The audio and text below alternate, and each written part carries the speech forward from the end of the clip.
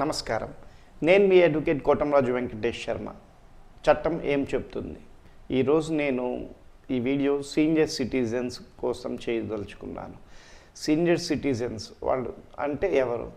మన తల్లిదండ్రులు కావచ్చు, మన తాతయ్య నాయనమ్మ కావచ్చు, అమ్మమ్మ తాతయ్య కావచ్చు, ఎవరైనా కావచ్చు.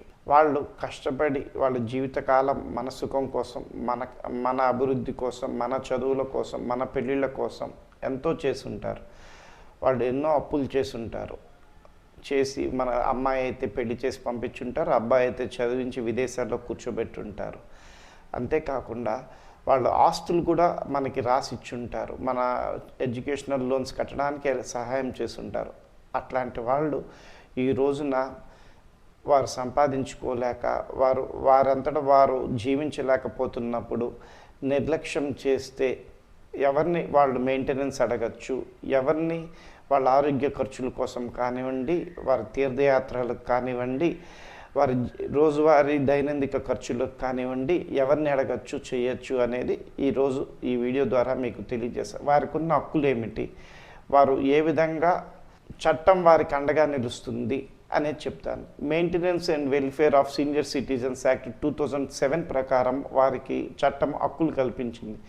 దీని ప్రకారం సెక్షన్ 4 కింద ఎవరైతే కొడుకులు ఉన్నారో వాళ్ళు, సంపాదించే కూతుర్లు ఎవరైతే ఉన్నారో వాళ్ళు, లేకపోతే మనవరాళ్ళు ఎవరున్నారో వాళ్ళ దగ్గర నుంచి సీనియర్ సిటిజన్స్ ఎవరైనా సరే వాళ్ళకి రావాల్సిన వాటికి కనీస అవసరాలకి వారికి మెయింటెనెన్స్ క్లెయిమ్ చెందొచ్చు అనేది చట్టం వారికి అండగా నిలుస్తూ చెప్తుంది.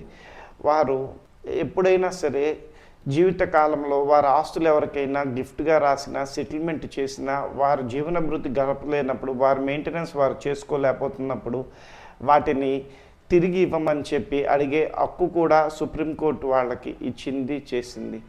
అట్లాగే కొడుకులు లేరు, కూతుర్లే ఉన్నారు, పెళ్లి చేసి పంపించేశారు. ఆ కూతురు దగ్గర నుంచి అంటే మెయింటెనెన్స్ అడగవచ్చు. సంపాదించే కూతురు ఉంటే ఖచ్చితంగా తను వాళ్ళ తల్లిదండ్రులను చూడటానికి తన మీద బాధ్యత ఉందని చెప్పి సుప్రీంకోర్టు చెప్పింది. భర్త వద్దన్నా కాదన్నా సరే ఖచ్చితంగా మెయింటెనెన్స్ ఇవ్వాల్సిందేనని చెప్పడం జరిగింది. ఎవరైతే మనవరాళ్ళు వాళ్ళు ఇన్హెరిట్ చేసుకున్న ఆస్తులను కానివ్వండి, ఎంజాయ్మెంట్ ఆఫ్ ది ఎస్టేట్స్ చేస్తున్న వాళ్ళకు కానివ్వండి, వాళ్ళకు కూడా కొడుకులు లేనప్పుడు, కూతుర్లు లేనప్పుడు వాళ్ళకు కూడా బాధ్యత ఉంది, వీళ్ళని చూడాలి అని చెప్పేసి చట్టం చెప్తుంది. అలాగే ఇంకా ఏ సందర్భాల్లో వృద్ధులైనటువంటి వారు మన సీనియర్ సిటిజన్స్ అడగచ్చు, ఈ వీడియోలో మీకు చట్టంలో ఉన్న సైటేషన్స్ ద్వారా చెప్తాను. విజయ్ మనోహర్ అర్బత్ వర్సెస్ కాశీరావు సవాయ్ కేసులో ఏం చెప్పారంటే, కూతురికి పెళ్ళైనా సరే ఖచ్చితంగా మెయింటెనెన్స్ ఇవ్వాలి అని చెప్పడం జరిగింది. అలాగే Sunny Paul versus state of ఢిల్లీలో ఏం చెప్పారంటే, ఆదాయాన్ని చేసిన వారికి సామర్థ్యం ఉన్నట్లయితే ఖచ్చితంగా మెయింటెనెన్స్ ఇవ్వాలి అని చెప్పారు. ఆదాయాన్ని దాచిపెట్టి తప్పించుకోలేరు అని చెప్పడం జరిగింది. అలాగే ల్యాండ్ మార్క్ కేసు ఎస్ వనిత వర్సెస్ డిప్యూటీ కమిషనర్ బెంగళూరు కేసులో ఏదైతే ప్రాపర్టీ సెటిల్ చేస్తారో వాటిని తిరిగి అడిగే అధికారం కూడా ఉంది. పిల్లలు ఆ ఆస్తి వాళ్ళది అని చెప్పలేరని కూడా చట్టం క్లియర్గా చెప్పడం జరిగింది. ఇంకొక ముఖ్యమైన case justice Shanti Swarup Diwan versus union of India కేసులో ఈ చట్టం అనేది బెనిఫిషియల్ లెజిస్లేషన్ కింద రూపొందించబడింది. దాన్ని లిబరల్గా ఇంటర్ప్రిట్ చేయాలని కూడా ఖచ్చితంగా చెప్పడం జరిగింది. అంటే స్ట్రిక్ట్ సెన్స్లో కాకుండా వృద్ధులకి ఉపయోగకరమైనటువంటి భాషలో ఈ చట్టంలోని సెక్షన్లను మనం చూడాలి. జడ్జిమెంట్ ఇచ్చేటప్పుడు కూడా వాటన్నిటిని దృష్టిలో పెట్టుకొని ఇవ్వాలి అని చెప్పేసి ఆ కేసులో చెప్పడం జరిగింది. అలాగే కొడుకు చనిపోయారు, లేకపోతే కొడుకు నిరుద్యోగిగా ఉన్నాడు, మనవరాలు సంపాదిస్తున్నారు, వాళ్ళ ఆస్తులు ఎంజాయ్ చేస్తున్నప్పుడు వాళ్ళకి మెయింటెనెన్స్ వాళ్ళ దగ్గర నుంచి అడిగే హక్కు ఉందని చెప్పి కీర్తికాంత్ వడోదారియా వర్సెస్ స్టేట్ ఆఫ్ గుజరాత్ కేసులో చెప్పడం జరిగింది.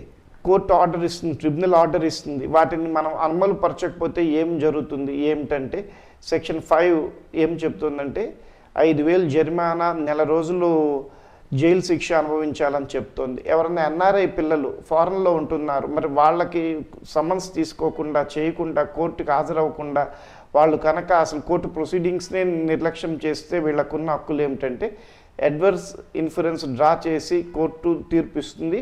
ముఖ్యంగా ఈ వృద్ధులు ఎవరైనా వేసినప్పుడు ట్రిబ్యునల్ దీన్ని 90 రోజుల్లో పరిష్కరించాల్సిన బాధ్యత ఉంటుంది.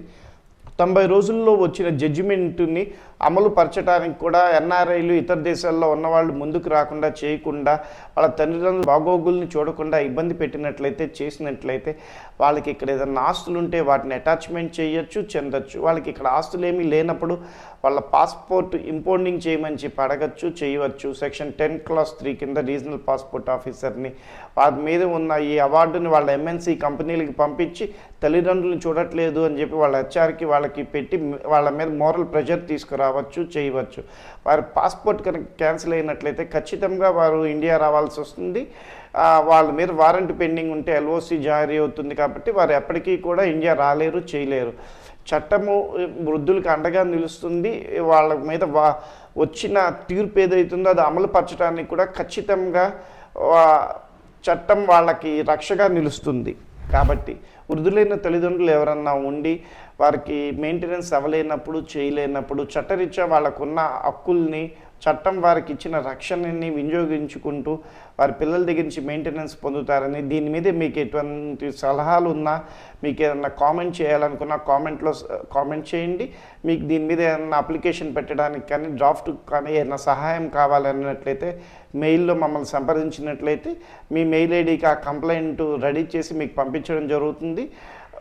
మీరు ఏ ఊర్లో ఉన్నారో ఆ ఊర్లో ఎవరైనా మాకు తెలిసిన న్యాయవాదులు ఉంటే కనుక వారి ద్వారా మీకు ఆ పిటిషన్ ఉచితంగా వేయించి మీకు చట్టరీత్యా జరగాల్సిన న్యాయాన్ని చేసుకోవచ్చు. అంతేకాకుండా ఎవరన్నా చేయలేని వాళ్ళు, డబ్బు ఖర్చు పెట్టుకొని నీ ప్రాసెస్ చేయలేని వాళ్ళు ఉంటే ప్రతి ఊళ్ళో మండల్ లీగల్ సర్వీసెస్ అనేది ఉంటుంది. అక్కడికి వెళ్ళి మండల్ లీగల్ సర్వీసెస్లో మీ పరిస్థితి చెప్తే మీకు ఒక అడ్వకేట్ని వాళ్ళు అలాట్ చేస్తారు.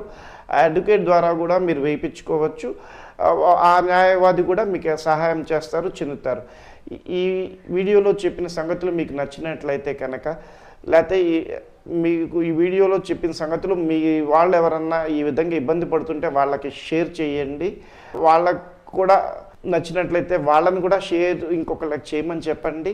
ఈ వీడియో ద్వారా మీకు తెలియని విషయాలు ఏదైనా తెలియజేసిన, చట్టాన్ని చేరువ చేసినా ఖచ్చితంగా మీరు షేర్, లైక్, సబ్స్క్రైబ్ చేస్తారని చెప్పి ఆశిస్తూ మీ అడ్వకేట్ కోటంరాజు వెంకటేష్ శర్మ. జై హింద్.